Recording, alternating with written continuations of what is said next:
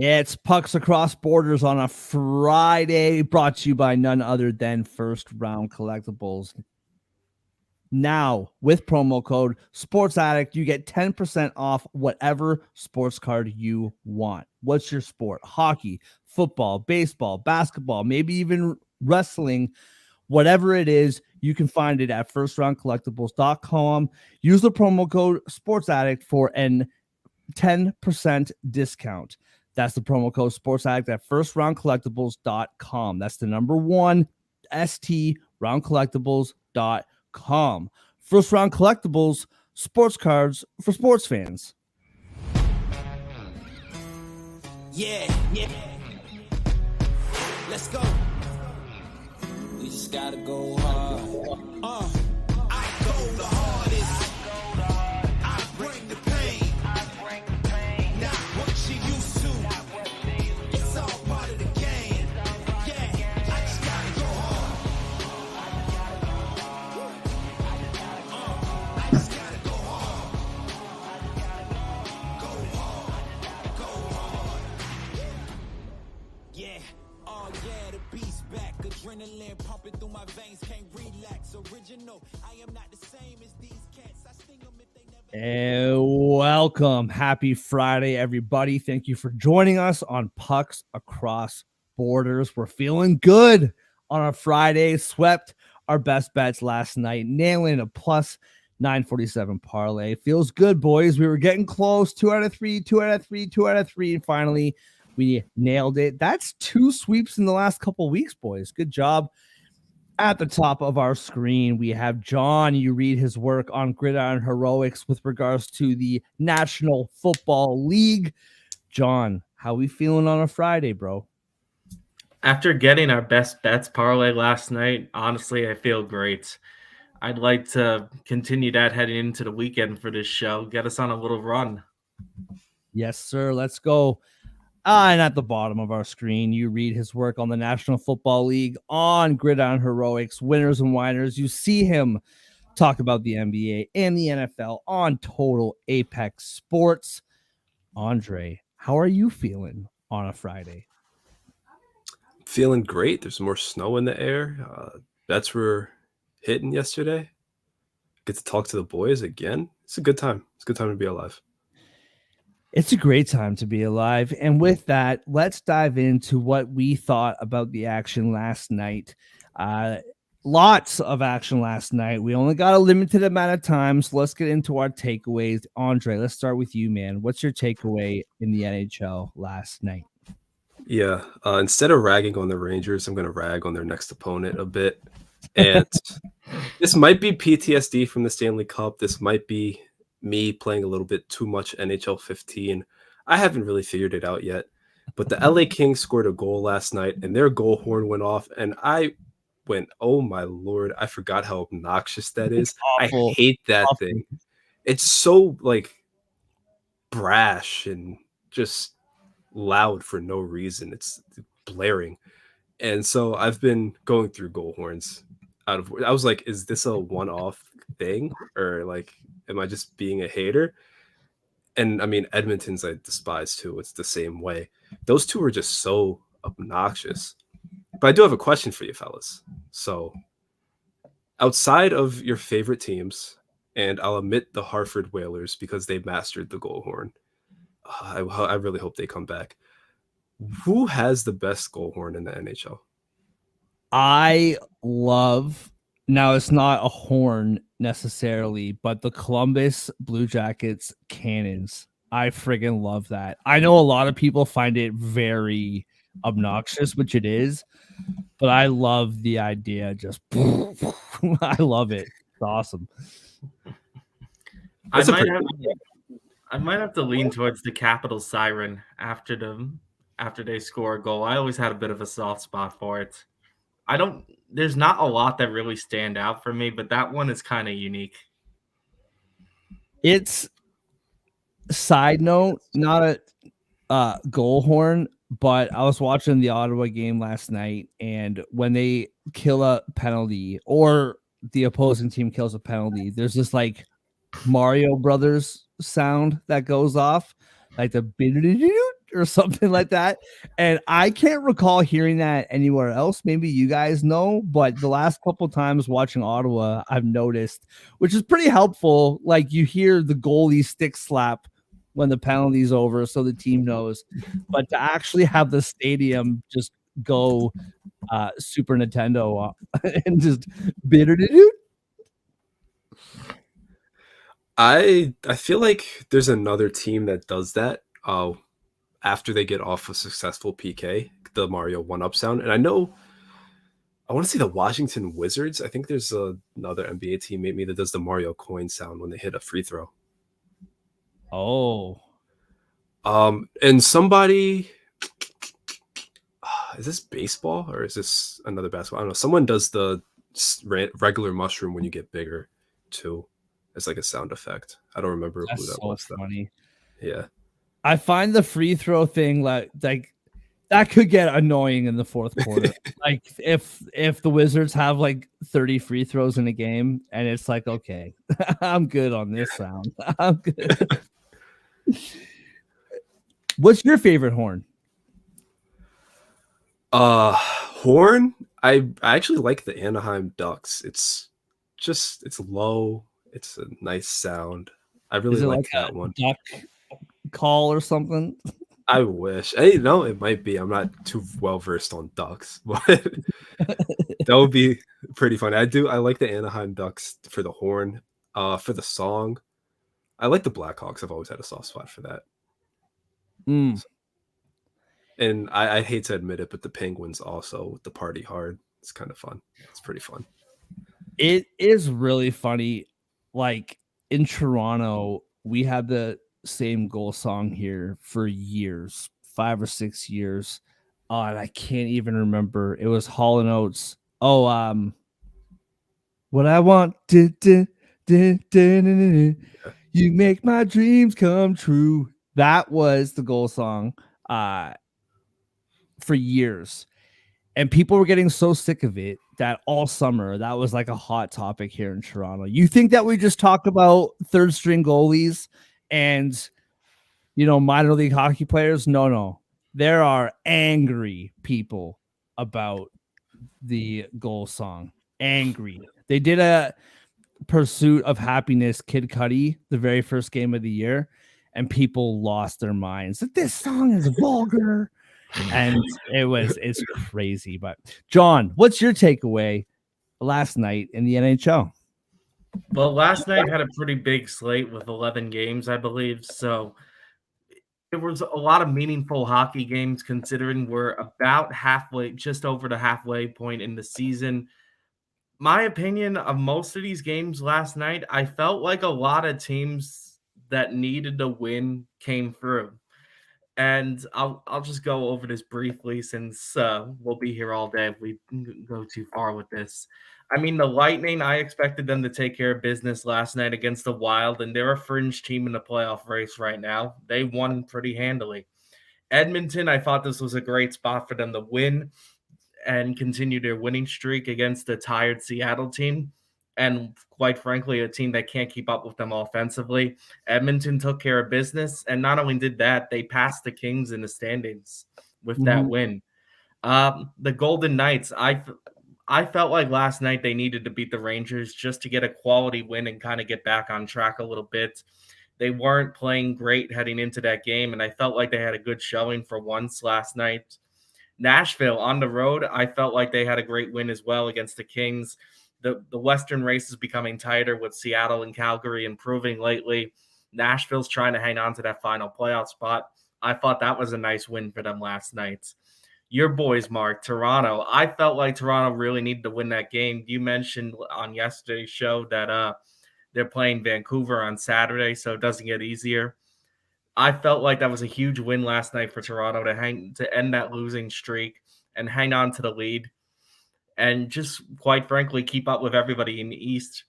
And I think you'll get to this as well, but the Flyers too, they looked really good last night. And in a very competitive East, they continue to build off their lead and their winning streak as well. And I'll mention one more to wrap this up. Washington Capitals, they looked good last night. And like I said before, the East is really tight. I don't think any of us expect Washington to stay in the playoff race, but they're keeping themselves around. I'll put it that way. We've been saying that for months, John. I know. I've been doing this show with you guys since November, and we've been saying that this entire time, right? It's crazy. And with the Leaf win, I was telling you guys this in the pre-show. As soon as they killed that game off, as soon as it finished, the camera panned over to Sheldon Keefe, and the joy and relief on his face. I promise you, I'm sure you can find clips if you watch the highlights. Maybe they'll show it. He's shaking hands with everybody on that bench, from the assistant coach to the trainer to the stick guy. Like they just won like the Eastern Final. Like it was crazy, the relief that came last night on that one. And yeah, my takeaway is the Philadelphia Flyers, man. I've been rocking these guys for a few months now. I love what they're doing. I love what Torts is doing. I love that this team has some good players. Obviously, there's no doubt, from Konechny to Tippett, Sanheim on the back end. Carter Hart was a World Juniors stud for Team Canada. He's finally turning into what he was promised to be. Ersson is this goalie that nobody heard of, and he has been playing very well. And there's more. Cam Atkinson hasn't been playing his best hockey, and they just keep winning.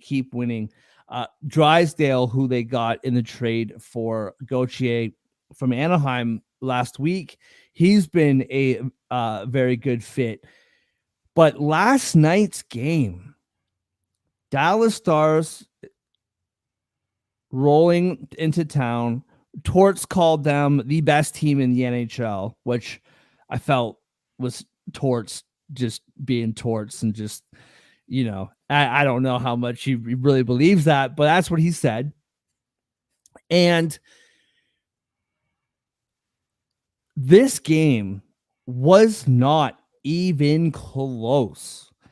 Like, at one point in time, the score was 2-1. So maybe you're watching a different game and you're keeping an eye on the scores. You're checking your bets and seeing what's happening or whatever. And you see 2-1 Philly. Oh, that's a close game. Wrong. Before Dallas scored to make it 2-1, the shots were, and Falcons fans will love this one, 28-3 for Philly. 28-3. The shot total ended the end of the night 43-15. And Dallas, you guys might have this in front of you. I admittedly didn't check it. I don't know what their average is shot wise per game, but I feel like it's pretty high. They got a lot of really good shooters. Robinson, Pavelski, those guys have made me money with their shot totals over the last few months. But this Philly team, man, and they, like, we've talked about this, they grind games out. That was not a grind out game. That game was over by the middle of the second period. That game was done. Even with the score 2-1, you knew the game was over. Just remarkable performance by them. And it was a real question, right? Because they took a lot of people by surprise in the back half of 2023. And they, wasn't it going into the new year, they were like 1-6, 1-7. And people thought, all right, this is where Philly kind of comes back down to earth. And they just said, nah. And they're back, and they've won 5 in a row.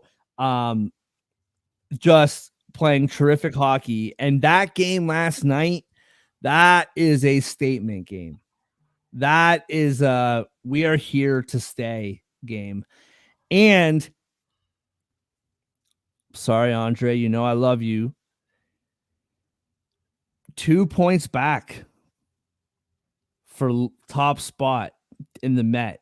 Now, as much as I believe in Philly, I think history would tell us that the Rangers will figure this out and the Rangers will win that division. But man, middle of January, Philadelphia Flyers 2 points back of the Met. Pretty impressive stuff. All right. As we previously said, swept our best bets of the night.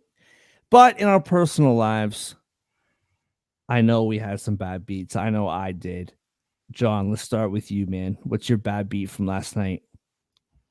I said it on yesterday's show. I'm really beginning to hate picking Chicago Blackhawks games. I used the colorful analogy yesterday to describe it. It's just becoming the bane of my existence on this show. These money lines are getting really frustrating, and these lines in general, honestly. And the Blackhawks, I felt like against a team like a Sabres, they should cover a puck line, right? 1.5. But even on the show yesterday, I kind of had a feeling in the back of my head. But the way I'm picking Blackhawks games lately, they're gonna come out so flat and like get shut out. It wasn't quite 7-0, but it might as well have been. They lost the game 3-0. Never really that close to covering this. And I think my bad beat is that I really just can't pick a Chicago Blackhawks game to save my life this year. Yeah, that's your own fault, man. Relying on the Blackhawks. Although I may or may not be doing that later in the afternoon because tonight's game is a little bit spicy. Yeah. Is it betting against? What's worse, betting for Chicago or betting against Buffalo? Because I feel like both of those things can burn you when they shouldn't. It's extremely frustrating. Andre, what about you, man? What's your bad? I feel like you're going to my city for this one. I was muted. I am touching on what happened in Calgary last night with your Maple Leafs and the Flames. If you watched yesterday's show, which you should have because we're great at what we do and our parlay hit. Yep. I said Maple Leafs, Flames, gonna be a crazy game. Could go either way. I feel not very confident. I feel like this one is one that will go to overtime. I would be interested in the 60-minute draw at plus 380 or whatever it was. And sure enough, Flames take a 2-0 lead. I say Toronto's more talented than them. They can come back from that. They can take the lead, whatever. And they did. And then also when I was talking about Toronto, I was like, but are they going to hold a lead? Are they going to put the game away? They haven't really been doing that lately. And sure enough, they did not. Except by the grace of God and technology and a ballsy challenge by Keefe. The game tying goal by the Calgary Flames was overturned because of a hand pass 45 seconds prior to the goal, roughly, according to Mark. Yeah. In football terms, that's a delay of game. And 4-3 was the score again. And Calgary never found the back of the net again. And the draw did not happen. So video assisted replay, if you will, destroyed what would have been a great call on the 60-minute draw. Do you guys think, and there was a lot of like great action across the league last night, just in the nature of the show, we break down the game of the night in which we are doing the show. So we only get takeaways from one thing. So it doesn't feel right to bring this up on a day where the previous night had a lot of very, very compelling action. But since you brought it up, Andre, should you be able to challenge that? Like, and listen, it's my boys. I'm glad it worked out. If I'm the head coach of a team and that is challengeable, then I'm challenging it because I want to win the game. But it's not an offside. It's not a penalty. But like, yeah, it was about 45 seconds. Could have been more than that. Could have been a little less than that. But that's about what I remember it being, about 45 seconds. And to the point where when he challenged it, nobody knew for what. Like, they're like, wait, what happened? And then they, oh, and like, where does it end here? Like, if you want to challenge, so for those of you who don't know, and if you're watching this show, I'm assuming that you do, but maybe you don't. You can challenge anything like that from the entry into the zone. So as soon as the puck leaves the zone and goes back in, you have to challenge something that happened after the puck entered the offensive zone.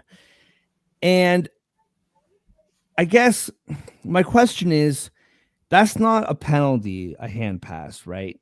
So what happens if the refs miss a high sticking call and then the team that committed the high stick scores? Can you challenge that? Like, I just don't. I don't know where this ends, and I don't. And I know the answer. The answer is no. So I don't know. Do you guys think that the Leafs should have been allowed to challenge that? Because I kind of find it ridiculous. I kind of have a double-edged sword answer here. I'm gonna say yes, they should have been allowed to challenge it. I agree with that aspect of it, because if it's a hand pass, it's a hand pass. Like, you shouldn't be able to do that and score a goal. But I think my problem was the call itself. I didn't really agree with the call, to be honest. Like, I know it technically hit his hand, but it was like he didn't really pass it though. It kind of just deflected off his hand. I didn't think he was making like a move to pass it. I know there's a certain zone in the attacking zone that gets stricter on this rule compared to the other zone, but it's like I didn't feel like he was actually making a pass. You know, it just happened to hit his hand when the Leafs were trying to clear it. Yeah. So I felt like it was more of a bad break for Calgary than anything. I didn't really consider that a real hand pass. It's kind of a letter of the law thing, but I feel like the rule needs to be adjusted a little bit on that. I just don't like that particular call itself. In terms of challenging it, though, if it was like a literal pass and Toronto's trying to challenge that, I would have been fine with it. I feel like Toronto got a bit of a break on that. Of course, I agree. What do you think, Andre? Do you agree? Yeah, I don't really agree. I think at a certain point, it's not really relevant. It just becomes a missed call. It's not one of those things where it affects the, how am I going to word this? Play kept going. It didn't change anything in the play. I think you can, if that doesn't happen, I don't think you can really say that it directly led to the goal. It's just, I agree. I think it's a nitpicky call. Yes, how I want to put it. That's why I didn't like the call itself. Yeah. I think I had a problem with the call itself versus being able to challenge it. You know. Yeah. If I don't know, like, I don't mind the offside thing. It's like, if a play is offside, then everything after that wouldn't have happened if the offside was called. And I guess you can say the same thing with the whole hand pass thing. I just feel like if it's goaltender interference, then challenge it. If he hand passes it to the player that directly scores the goal after, then you can challenge that. If he kicks it in. But if it, like you said, Andre, if it directly affects the goal itself, then I have no problems. The problem is, not only did that happen like way before the goal, it also it like takes my time. Like that took like 6-7 minutes. It's 11:30 on a Tuesday. And I know that sounds funny, but I'm being like for real. Like this is entertainment. Like my team won. I'm happy that they got the call right. Sheldon Keefe, by the I way, get it. 17 of 18 on coach challenges in his career. The dude doesn't miss. I love it. But like, we're in the entertainment business. Let's just, if you can't decide in like 90 seconds, then the call stands and we move on with our nights so I can go to bed. Like, you know what I mean? That's my opinion. I don't know. No, I think that's fair I- because honestly, in a less sensitive sense, people complain about how long it takes to get injured players off the field sometimes. I've seen fans complain about that. So I think I'm not saying it's right or wrong, but I think it's more compared to like complaining about how long a replay takes. I think a lot more fans are going to complain about that if it takes Well, 6 minutes, you know? and I mean, Andre, you pay attention to the NBA closer than the rest of us do. How many times, like per week, do you watch a game where there's a challenge that literally takes like 8, 9, 10, 15 minutes sometimes? Like there's some ridiculously long challenges in the NBA too. Yeah. Yeah, people like to argue, or not argue, but people like to say that the final minute of an NBA game is the longest hour of their life. Yes. It's It's really a big not problem that I have with the inaccurate. sport. It's insane just between the timeouts and the challenges and the like. If you can't tell who it went off of to go out of bounds, if you can't tell if it's a kicking motion or not, just scrap it. Say it's undecisive. Keep it moving. Yes. Yeah, I fully agree. Now, if it's like the Stanley Cup final, then take all the time you need. This is the Stanley Cup final. But like it's a Thursday night in January and I got work in like 6 hours. Like if we can just wrap this up, that would be wonderful. Yeah, that's all I got. I don't know. You guys got more to add? I know there was so much great stuff happening last night, but that like really like once again, I am glad that we got that call because I promise you, if Calgary tied that game up, Calgary is winning that game. I promise you. Calgary was all over the Leafs in that sequence. All right, let's oh yeah, my bad beat. I can't miss my chance to be negative. Montreal. Now, I like the idea of a bad beat being something that was super close and something happened at the last second to whatever. This game was kind of close in the first period, but not really close after that. I had this sick 9-leg parlay that just check all the way to number 8 and number 9. Montreal just got destroyed, and they were all 7:00 games that I had in this parlay. So I was just like looking forward for all these games to be done by the time the Vancouver game started and put some scratch on the Vancouver game, which I would have lost anyway because I picked Vancouver -1.5. But that's besides the point. Yeah, Montreal.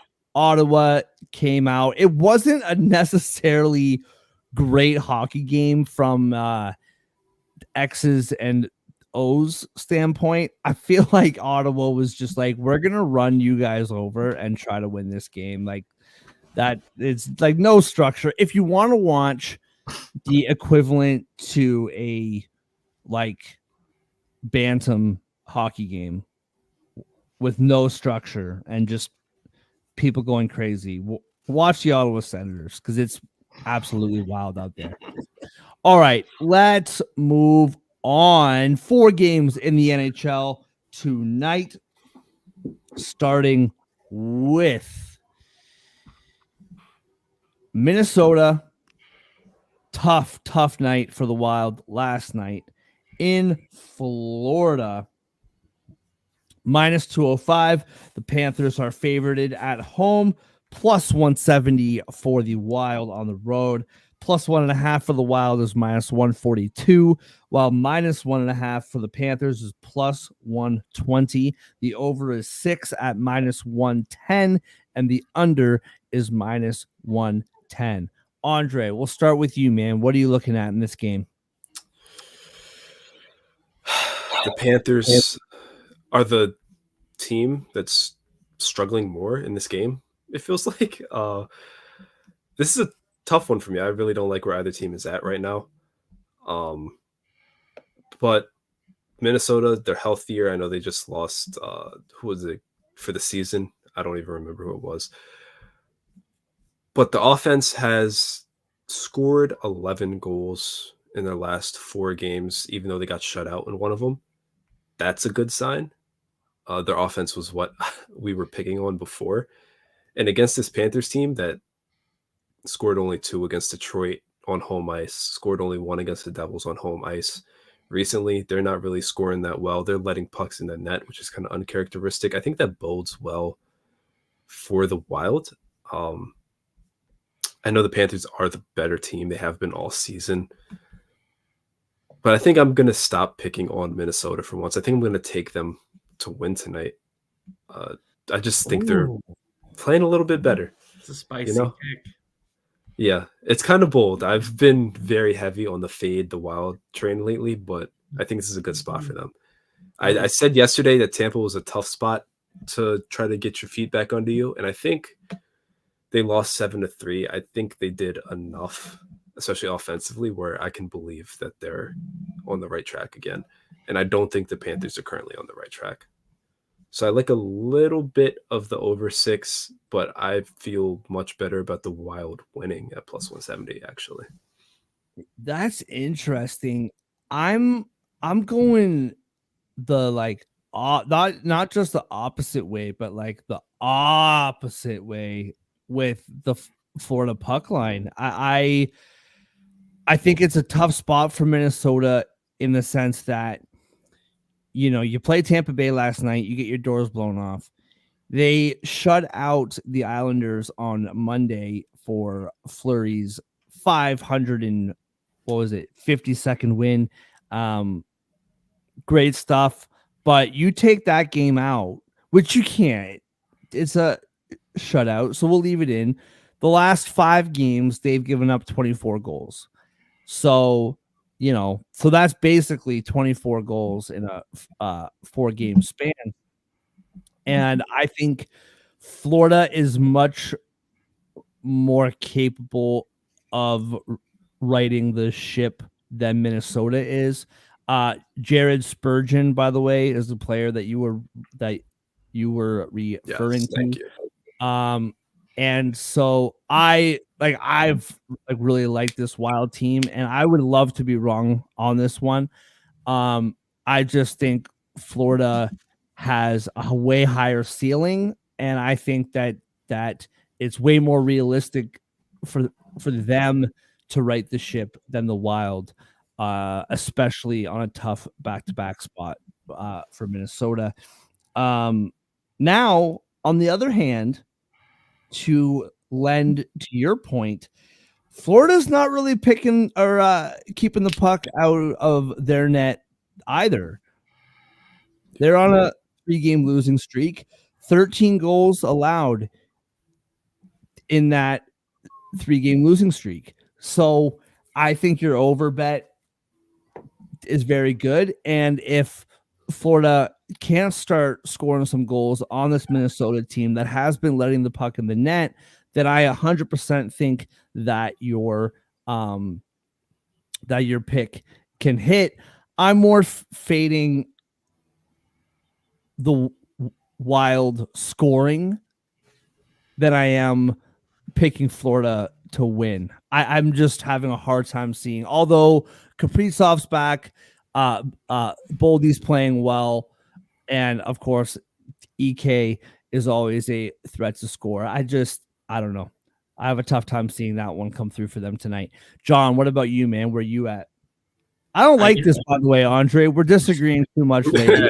You guys really are on the polar opposite of this one. I much prefer disagreeing with John. I don't know why, but Yeah. John, what do you see in this one, man?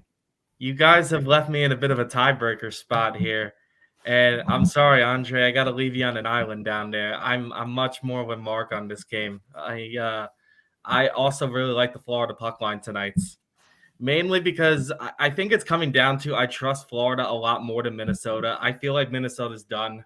I don't like the way they're playing at all.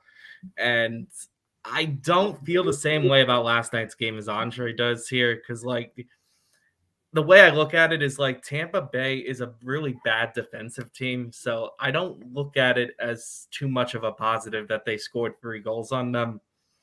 I look at it as like Florida can shut them out with the way if you only got 3 on Tampa. I think that's my perspective on it. And yes, you're right, Mark. Florida is giving up a lot of goals of late, at least definitely by their standards anyway. They have not been great. They've been vulnerable compared to most of the year. I feel like this is the game where they turn it around, though. They've lost 3 straight. I understand they're not playing great hockey, but Minnesota's really not playing great hockey either. They're 2-7-1 in their last 10 games. And that Islanders game on Monday is like their only bright spot the last few weeks. I don't know. I don't really trust this Wild team at all. I feel like Florida's due to get back on track in this game. So I'm going to take – and Minnesota's playing back-to-back too, so that doesn't help things. I'm going to take Florida with the puck line here.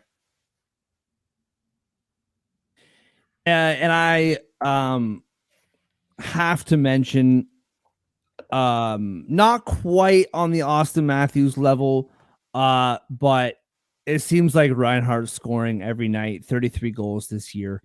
Him as a goal scorer tonight is pretty much not a lock, but it seems more of a lock than not.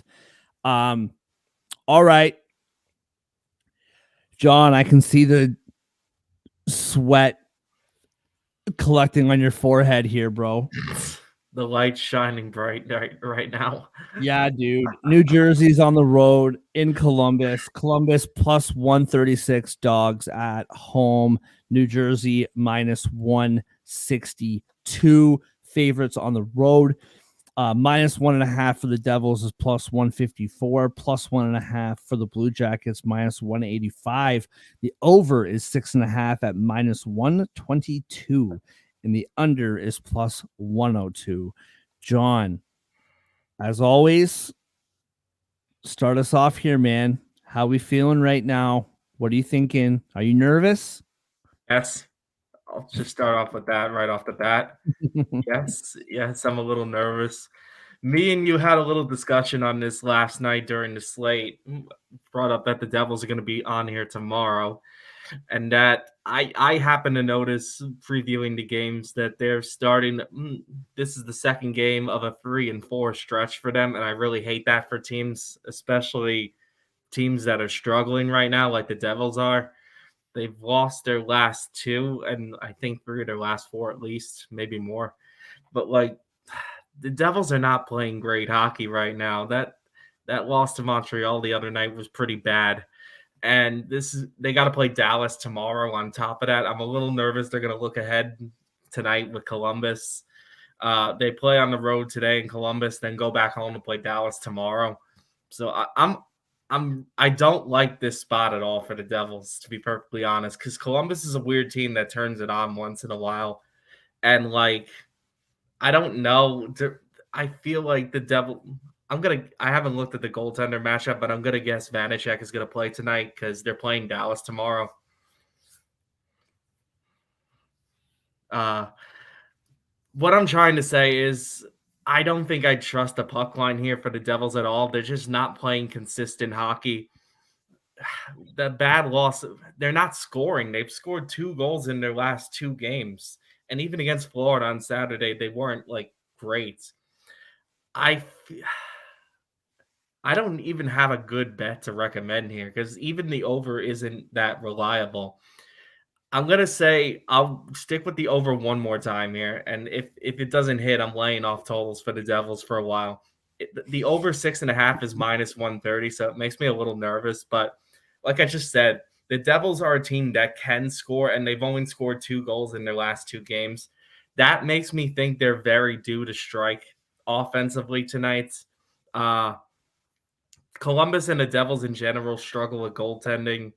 They're 2 of the bottom 5 teams, in the NHL in goals allowed per game. So it makes me think Columbus is going to put up some as well. I wouldn't be shocked if Columbus won the game outright. I'd probably stay away from that. I feel like this is going to be a 1-goal game either way, but hesitantly, I'm going to say over is probably my bet here. And if it doesn't hit, I'm laying off totals for the Devils for a while. Dailyfaceoff.com has Vanacek as the unconfirmed starter tonight. So That your makes suspicions sense. seem to be their suspicions as well. Merzlikins. I don't know. Did you guys catch his presser after the Canucks game? That guy is a fiery dude. I didn't realize he's all he's pissed that he's not getting that he wasn't getting played for a few weeks there. So that was really interesting. Yeah, man, I think it's weird because I want to bet the Devils. I don't want to bet their puck line, as that burned me the other day. Don't want to bet the money line. Don't want to bet I want to bet the Devils, but nothing that I see here is really giving me any confidence.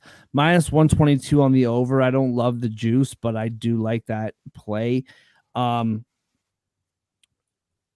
Devils are right now 1-4. They were 5-1 before being 1-4.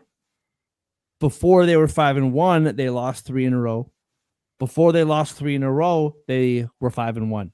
So they're going through these stretches where they're dominating for like a week and a half, and then they're not good for a week. And then they're dominating for a week and a half and not good for a week.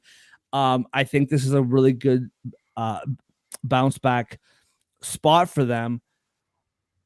With the value, however, I do think that this is a gettable game for Columbus, especially with the Devils playing the Stars tomorrow. I said this about my team in the past on this show. I don't think the Devils deserve to look ahead to tomorrow night's game. I think with the way they've been playing, they need to take this game seriously. That being said, I feel like they might be looking ahead a little bit here. I really, everything is telling me that the Devils should win this game, except for what I'm seeing on the ice. You know what I mean? And I feel like Columbus is actually going to come through in this spot. For me, it's Columbus money line or just stay away. That's how I'm feeling about this game. What about you, Andre? What do you see here? I guess I'm surprised I'm alone in this. I'm going to take the Devils 60-minute line at +100. And the main reason being Columbus, we know they're weird and they randomly just decide, we're going to beat a good team today. They just did it with Vancouver. It's not going to happen again for probably another week or two.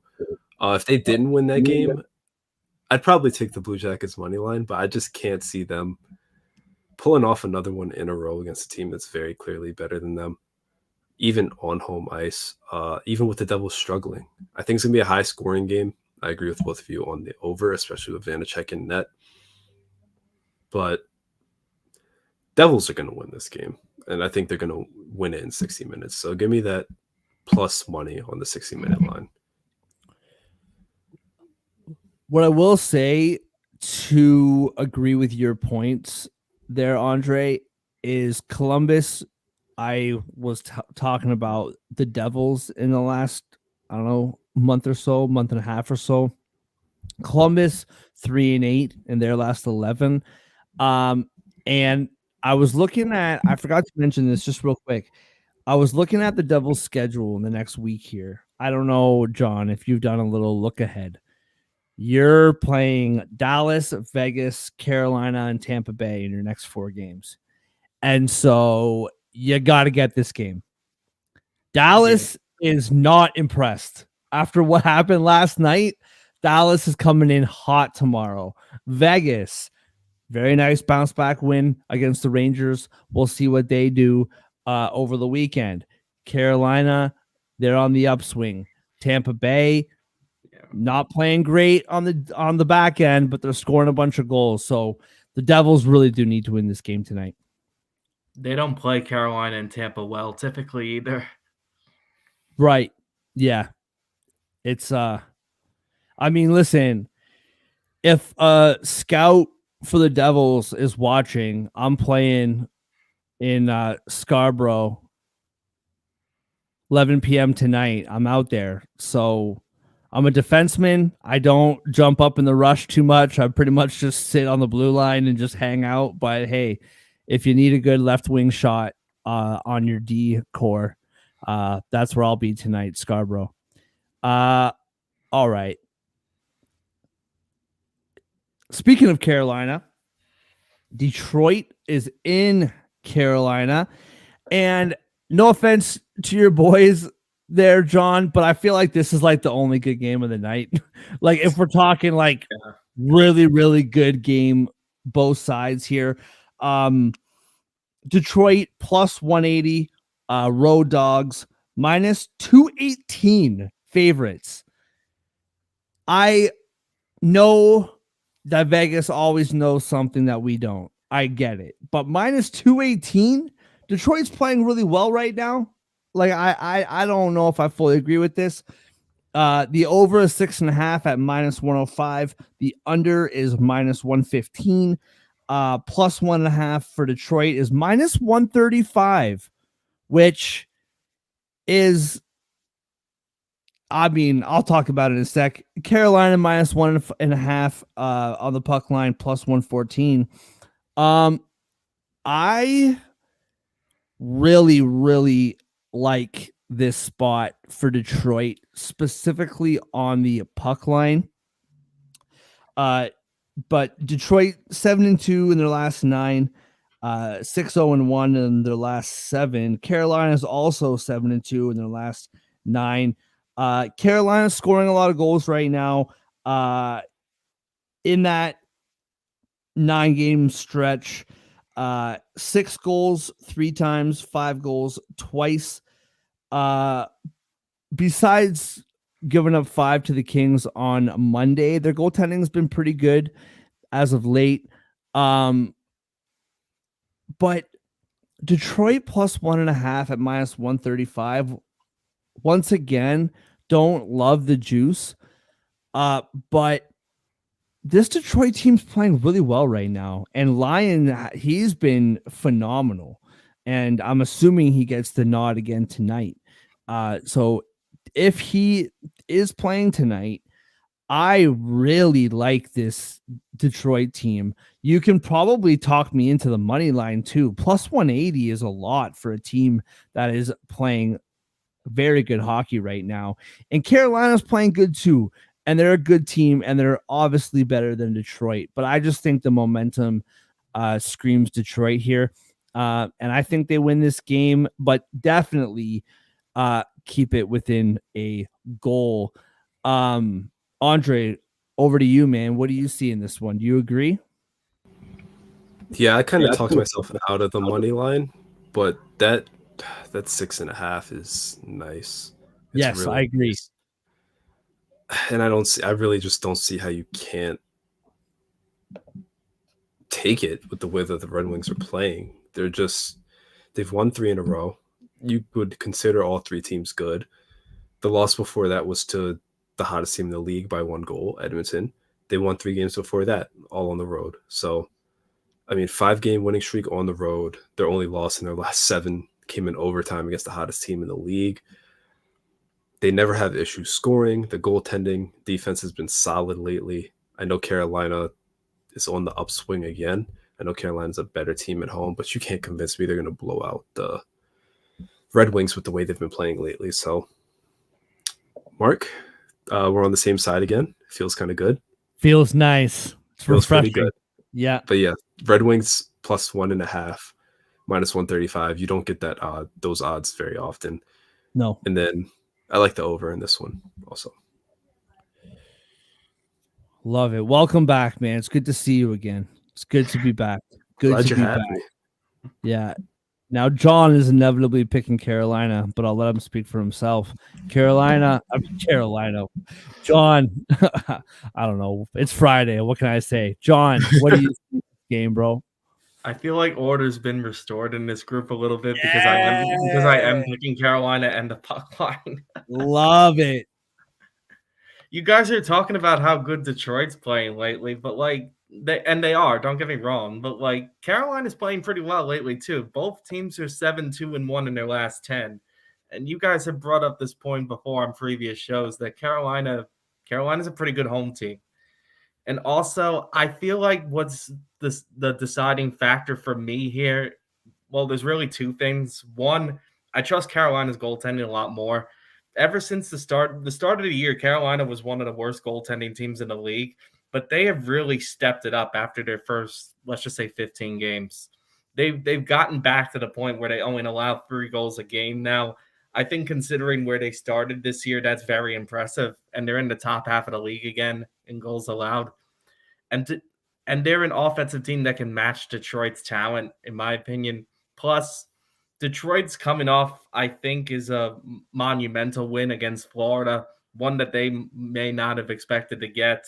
They might be feeling themselves a little bit here. I feel like they're going to get caught. They're going to get caught, like maybe thinking they're better than they are. I think it comes back to that down to earth a little bit tonight. I just personally think Carolina is a much better team, and they'll show them. So I'm leaning towards Carolina puck line here. I'm not confident enough to go with the total, but I understand why you guys would go over. Yeah, I think whoever wins this game, I'm thinking 4-3. I think this is a 1-goal game. I think it's a high-scoring game. And so, like, obviously, would I be surprised if Carolina wins this hockey game? Of course not.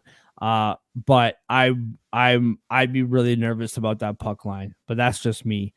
And you know what, man? I didn't love the Edmonton puck line last night from you, but hey, it came through, and that was what we needed to sweep our parlay. So maybe I just need to swallow my pride and. Well, I'm not going to agree, so I don't know where I'm going with that. Moving on to Chicago. The New York Islanders are somehow, some way, minus 258. Oh, sorry. This just popped in my mind. Want to mention about the last game. Dylan Larkin, 5 goals in his last 5 games, plus 140 to score a goal. I think that is notable to add. Now, the New York Islanders are somehow minus 258. I know it's Chicago. I know. But the Islanders, minus 258, get out of here. Chicago, plus 210. Let me just see the update. Yeah, it's the same. The over is 6, and that's plus 110. And then that's Vegas saying Chicago can't score goals. The under is minus 130. And again, the number is 6. Andre, let's start with you, man. What are you seeing in this one? And I mean, what is there to see in this one? I can't believe this is the nightcap on a Friday night. Give me a break. Yeah, this is a brutal game. I'm not really sure if I want to touch this one, but there's only 4 games. So I guess there's by default, you kind of have to. And I'm not going to lean on Blackhawks first goal again, even though it's going to happen because they either get shut out or they score first and never again. Yep. Islanders are struggling. 3 goals in their last 3 games, 3-game losing streak. They allowed 12 in those 3 losses, all against Western Conference opponents, all against Central Division opponents. The Blackhawks have not beat.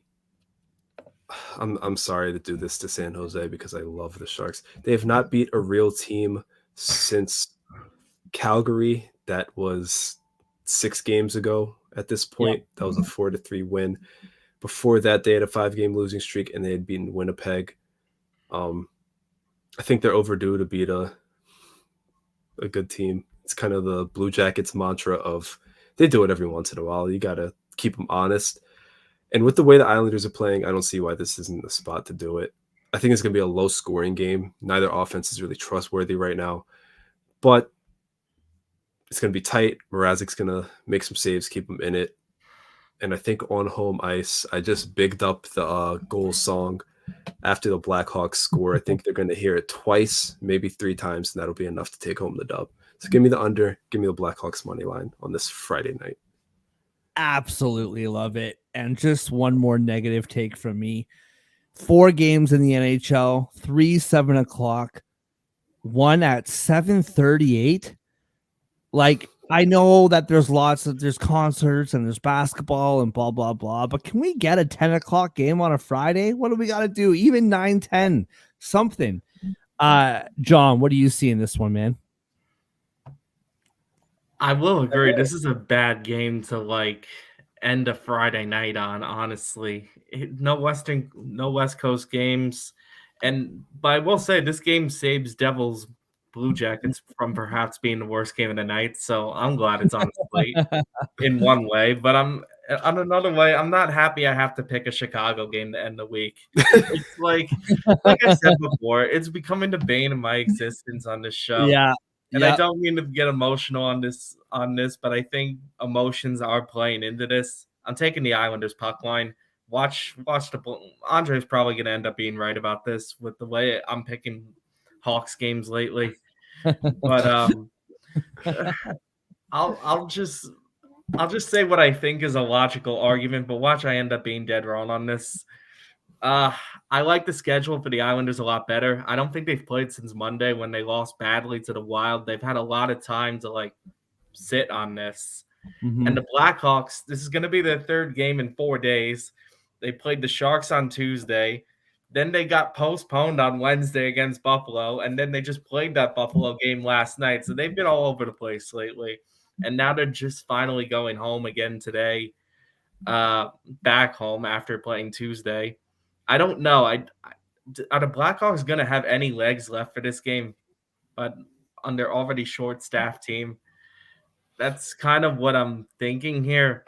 Not that I'm confident in this at all, but I think that's – and also a team like the Islanders being minus 258, I don't know. Like the Islanders shouldn't be that over anybody, but it makes me think Vegas knows something. I don't know.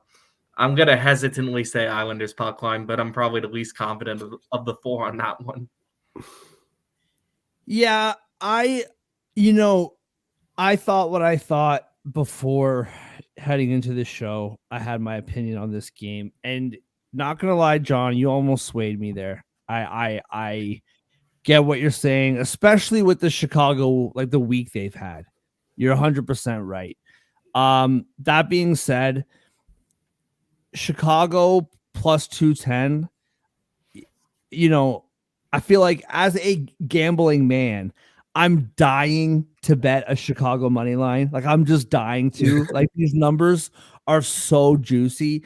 And of course you just can't, man. Like you're plus 3 something dogs against the Oilers. I'm not picking you to beat the Oilers. You know what I mean? Like, but in this spot, I think this is the perfect spot to take that money. Plus 210 against the Islanders.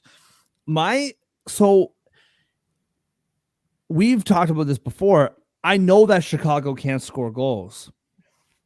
The Islanders can't right now either. And I never thought I would say this, but I kind of trust what Mrazek's doing more than what Sorokin's been doing. And I think he's playing tonight for the Islanders. Maybe you guys can double check that. But I think this is a 2-1, 3-2 game.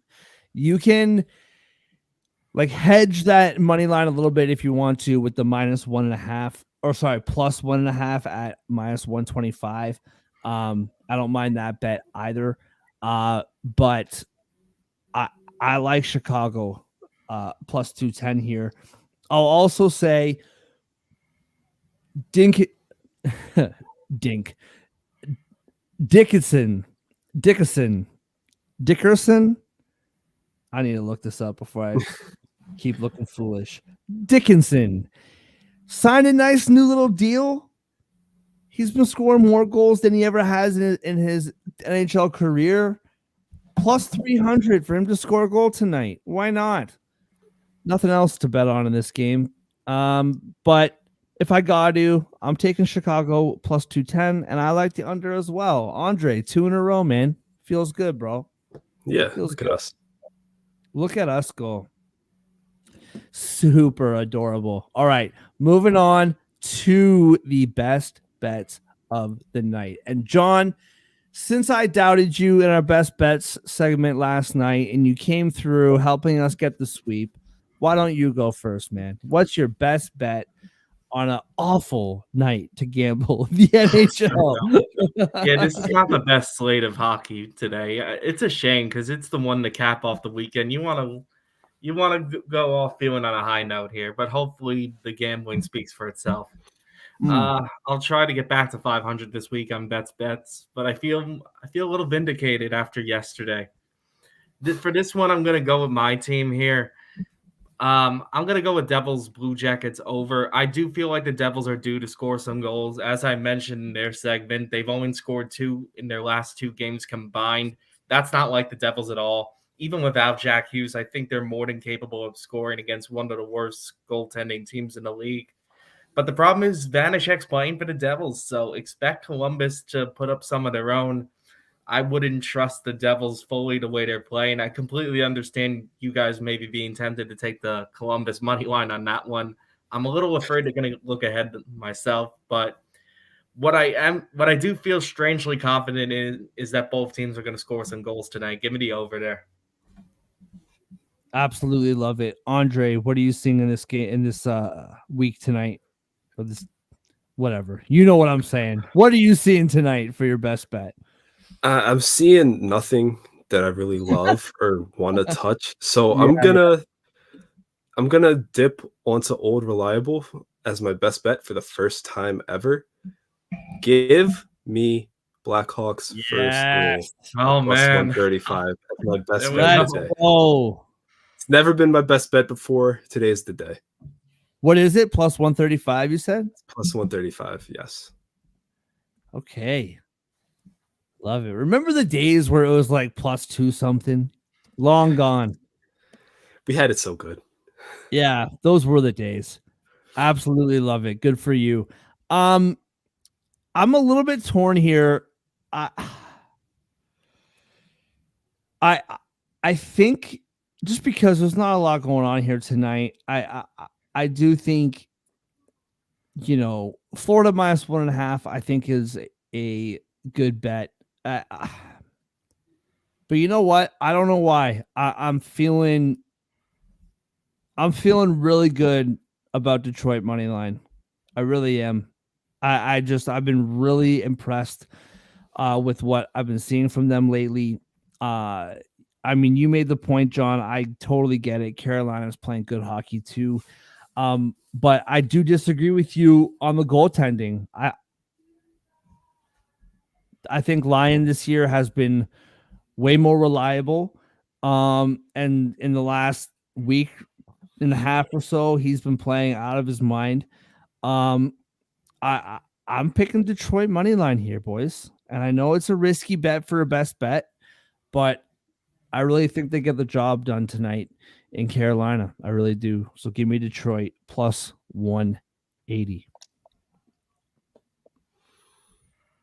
All right. Well, the over in Devils Jackets minus 122. First goal and for the Blackhawks tonight at home is plus 135. The Red Wings money line is plus 180.